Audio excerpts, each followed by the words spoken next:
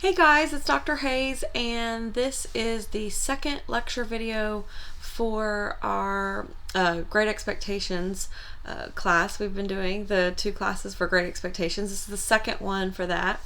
And so in the last video, I gave you some background and some background information and biographical details about the author Charles Dickens himself as it relates to the novel.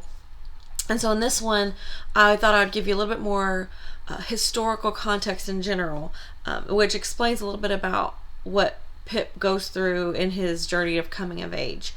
I'm going to try not to bog you down too much because, like in British history and Victorian history and culture, that's not really what this class is for. We're not focusing on that. We're focusing on coming of age as it is represented in literature. But there are some things from the Victorian era, culturally speaking, that do help inform how you see Pip's journey, his coming of age journey. So I was going to go over, just briefly explain the different classes and how the different class system worked in Victorian England and how it was changing, and talk about sort of what is a gentleman, how did they think a gentleman was, because there's a lot of talk in Great Expectations about him becoming a gentleman and his benefactor Magwitch wanting him to become a gentleman and being so excited to see Pip as a gentleman, and so I thought we would kind of give some explanation for what that is, and talk about how these things affected Pip's journey into adulthood and coming of age, and also then maybe a little bit about what that says about Dickens himself and how he felt about these things. So the class system, you had at the top, you had the aristocracy, and then you had the middle class, and then you had the lower class, right? So that's the three sections. Within those divisions, there was a hierarchy, and there were different rankings, upper middle class, lower middle class, so you had several rankings within those classes. So at the very top, you had the aristocracy, which consisted basically of the royal family, the queen and her consort during the Victorian period, her children, the actual royal family. And then the more and more you get out, there are cousins and things, and they have titles. So the aristocracy was the royal family and also anyone with a title. Usually a title came with some sort of land or estate, things like Duke and Duchess and Lord and Lady, Count and Countess, those kinds of things. Those were the aristocracy. And there was a whole separate requirement for coming of age. Usually the oldest male would inherit his father's title, and so when he became of age or when the father died, then the oldest male his name would change, and that would become, he would inherit that title, and his responsibility would be to manage the estate and sort of be the face of that area, that title, that estate. If a titled gentleman had more than one son, then you get into lots of different. There's not really a lot. They had the options. They basically go into the military and sort of decorate themselves as like a soldier, become general. Usually became officers in the military, or they would go into the clergy and raise through the ranks of the clergy and become a priest or something like that. So you didn't really. It wasn't really seemly for a son or a member of the aristocracy to have a job. That's sort of one of the characteristics of the upper class, is that they didn't have to work for their livelihood and have to have a career. Now, it started to change in the Victorian era. That was kind of going away. The aristocracy was starting to lose some of their money. The middle class was increasing, merchant and trade was increasing, and so a lot of times, you'd have members of the aristocracy who would study. It was sort of ostensibly a hobby for them, but they would study medicine and become a doctor, or they would study law and work with, in the law field and maybe become a judge or a consultant like that. So it became more common. They would go into politics. There was a lot of people from the aristocracy went into politics and sat in the House of Commons and things in England. So this was really a changing time for the class system. A lot of people in the aristocracy married people in the middle class, because there was a lot of people in the middle class who had more money than they did because they had made their own money. But the money in the aristocracy was inherited and passed down through the family through generations. But that system was kind of falling apart. And it still exists today. There are still Lord and Lady and Duke and Duchess and all that in England, but it's not these sweeping opulent lifestyles that they used to have. But a lot of the pop culture and movies and things like that depict this era focus on the aristocracy because it's kind of the most interesting and the most scandalous if there are affairs and whatnot. But really the aristocracy made up about approximately 10,000 people in England at any given time. And it was even shrinking as the Victorian era progressed. So it's kind of like in the United States, we have the 1%, the 1% of people at the top who own most of the wealth. The aristocracy in England was very similar to that.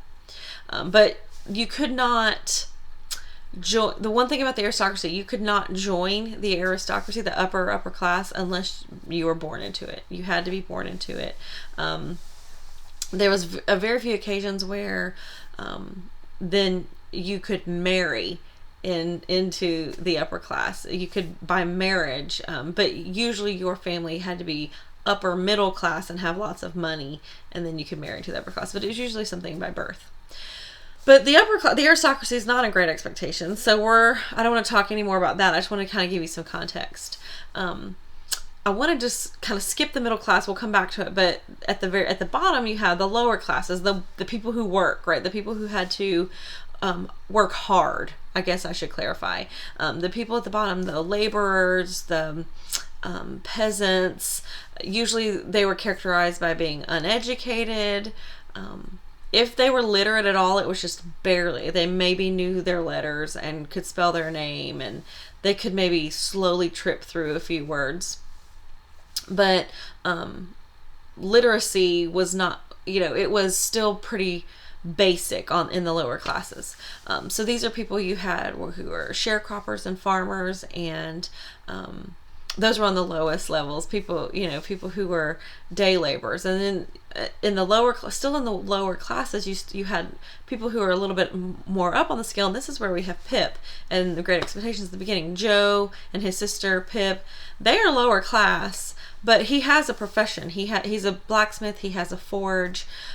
He has a respectable occupation in the town.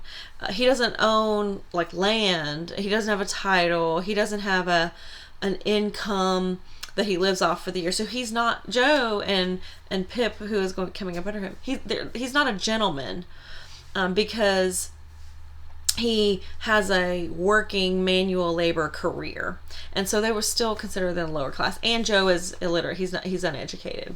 So I just want you to know, lower class does not mean covered in filth, crawling through the street or anything like that, or like working in the field. They were members of the lower class, like a tailor, or someone who has a hat shop, or someone who runs a bakery. Like, those are still low class people, because most of the time they weren't formally educated, and they had sort of basic literacy without being having formal education. And so Pip starts out his life in the sort of upper lower class, I would say. And then you had the middle class, pretty much everyone else in the middle. And during the Victorian era, there's this thing called the emerging middle class, and it was getting bigger and bigger and more prominent as the Industrial Revolution made it so that it was much, much, much more affordable to own things, to have decorations in your house. Victorians loved stuff, wallpaper and furniture and art and little pillboxes and fancy combs and ribbons, and Victorians just loved stuff because it was kind of a new thing to be able to mass produce things and to have them be relatively affordable for someone in the middle class. So the middle class, they had they were characterized by, they weren't aristocracy because they didn't have titles and they weren't part of the royal family. But they weren't lower class either because a lot of them didn't have to do any sort of manual labor or really any kind of work for their income. A lot of people in the middle class, a lot of men were owned companies, owned businesses, had more prestigious jobs like a lawyer or a banker or a physician, or they worked in the church or something like that, and they made their fortunes with like abroad, like with trade. But they didn't have to like get in there with their hands. They worked with their pen and paper. That's what they worked with, and they managed and then invested. And so a lot of middle class families got their money from successful businesses that then they invested the profits and had an income from the interest of their investments, what they earned on their investments. Kind of like if someone had stocks here in the United States, and that's how they made their money. And so because the middle class was growing and growing and growing in this era, that kind of brings me to the thing I was going to mention about what a gentleman is. And so that question was coming into focus because it used to be, the assumption was if a gentleman was an official thing, you had to have a title.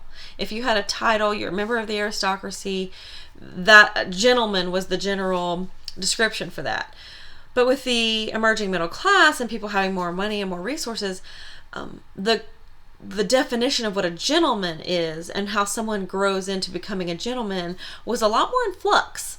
And so gentlemen sort of became more loosely associated with someone who does not have to work for their living.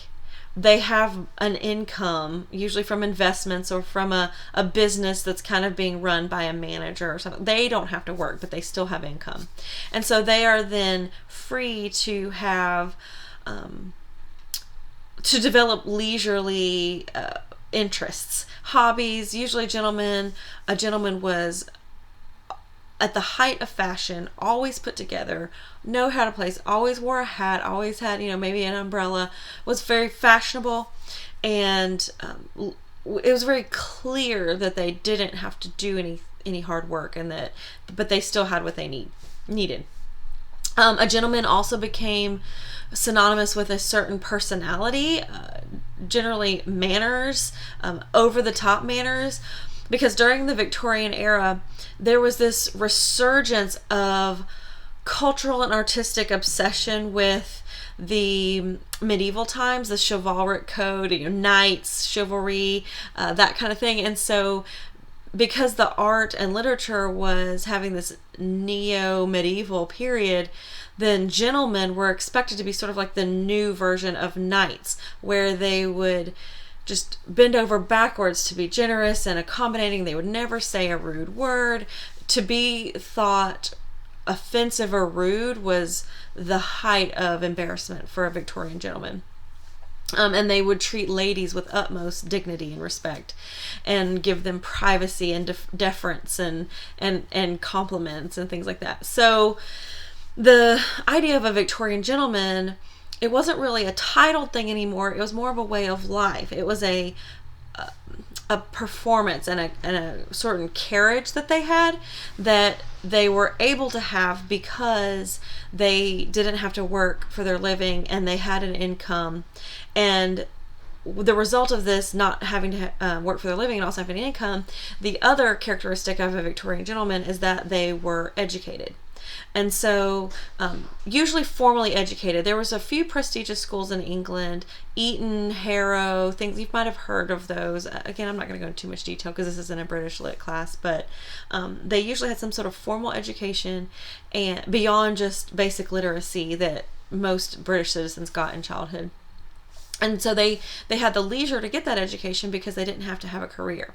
Now remember, if you were in the lower class, you had to, once you got past your basic elementary level education, you had to go into your job. You had to go into an apprentice. We see that in Great Expectations where Pip, pretty young, when he's, or like a tween age, he's apprenticed to Joe as a blacksmith. And so that was the expected thing, was that if your family had a business, or if your father or guardian had a job, you would take up the mantle and do his job.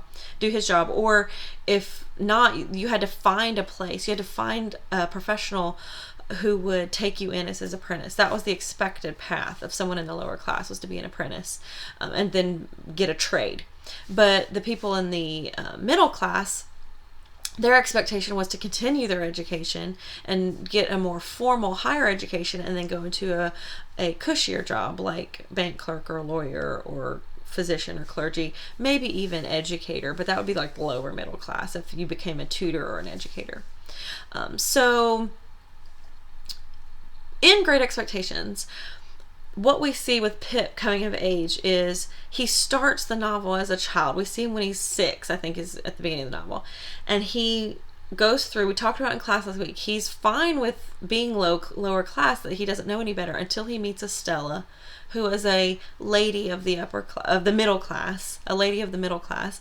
And then he's unsatisfied with his path. And so he represents a common trajectory goal, ideal trajectory of the Victorian era, is being able to elevate your class, to be able to move from a lower class into a middle class, or maybe even moving from a middle class into an upper class by marriage, if you could earn enough money to be a mate, for an aristocrat. So we see Pip sort of having this aspiration to escape the lower class. He's no longer satisfied with being a blacksmith. He wants to be a gentleman. And he gets this miracle laid in his lap with the benefactor, who's like, here's an income, here's money, here's a tutor, I want you to be a gentleman. And so we get to watch, it's almost like a fantasy of it's a lower class fantasy where there's no escape, there's no way out, their path is laid before them, and then somebody sets in their lap all the means to do so. And so Dickens is kind of using this as a thought experiment of what would happen if someone from the lower class all of a sudden had the barriers removed, and they got the income, they got the money, they got the education, and they were able to become a quote-unquote gentleman. Is that all it takes? Right? Is that all it takes to be a gentleman? Can you turn a blacksmith into a gentleman if you just give them money and give them a tutor? Get them money and get them a tutor. Can they become a gentleman? And so we see with Pip, he has a little bit of disastrous results at the beginning. He way overspends his money. It's almost comical the way he tries to make sure everybody knows that he has money. But that was really kind of the mark of a gentleman at the time, was that you had things, you had nice clothes, you were able to dine out, and you had maybe a valet, like a manservant kind of person. And so Pip tries to get all those things for himself to show, I'm a gentleman now, but he doesn't have the breeding and the experience to go with it, and so it's kind of embarrassing the way he does it at first. We see he sort of levels out and gets the hang of it, but it's not until he loses his money, loses his benefactor, and has to go into an honest trade, into an honest work. Him and Herbert go into business together. Then he sort of normalizes and finds his footing, and he's not a man of leisure anymore. He's not a leisurely gentleman. It actually suits him better to be a businessman, to have a responsibility and to have to earn his wage rather than have it given to him. So we see Pip going through this coming of age journey that's not really realistic for Victorian, because that didn't happen. People just didn't give you money secretly and you just became a gentleman when you were destined to be lower class.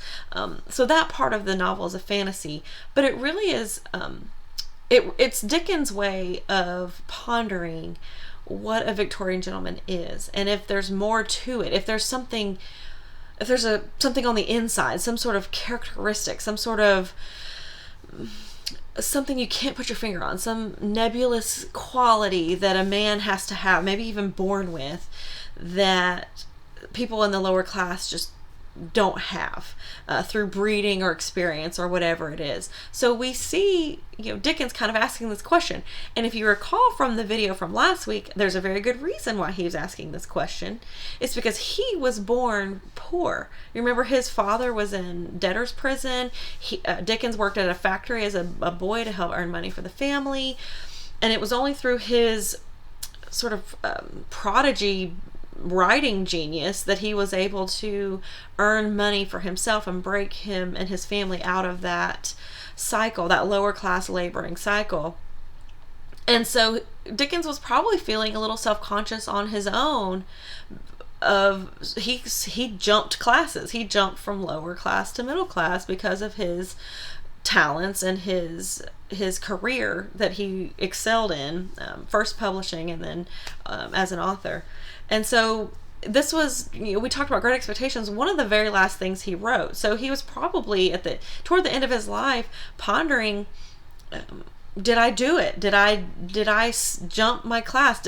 Or am I just a fraud? Am I really capable of being a gentleman? Or is it just, I just got money and so I think I'm a gentleman? But is everybody laughing at me like they kind of laugh at Pip when he buys all that stuff and doesn't know what he's doing? Would it be better if I had more of an honest way to earn my living? So I don't want to read too much into what Dickens was thinking at the time because we don't know, but these are just some things to think about beyond what Pip was experiencing. Maybe we can look into, it might be a revelation of what the author was thinking about when he was pondering these questions. I think that's enough for now. We can talk about the rest in class. Be thinking about these things, especially hopefully you watch this before you come to class, but if not, it's okay. And I'll follow up when we're in person. But yeah, just to recap, the Victorian class system was in flux, but it was still, the lower, middle, and upper classes were still pretty much in place, but each one of those, the characteristics were changing, and that's really what we're seeing in Great Expectations. That flux of the class system and the sort of magical fairy godfather that Pip gets helps him jump classes suddenly from lower class to middle class, and we're able to witness it and see how it plays out, which is not something that normally would have happened in a real world situation in the Victorian era. So it's kind of an experimental thing for us to witness, and what happens to Pip and the decisions he makes sort of reveals where Dickens was thinking and what he was thinking about the emerging middle class and what a gentleman is and the definition of a gentleman. Okay, so this is the end of Great Expectations. We'll talk more about it in class, and in the meantime, obviously, if you have any questions, get in touch, let me know, and I look forward to talking about this. See you later.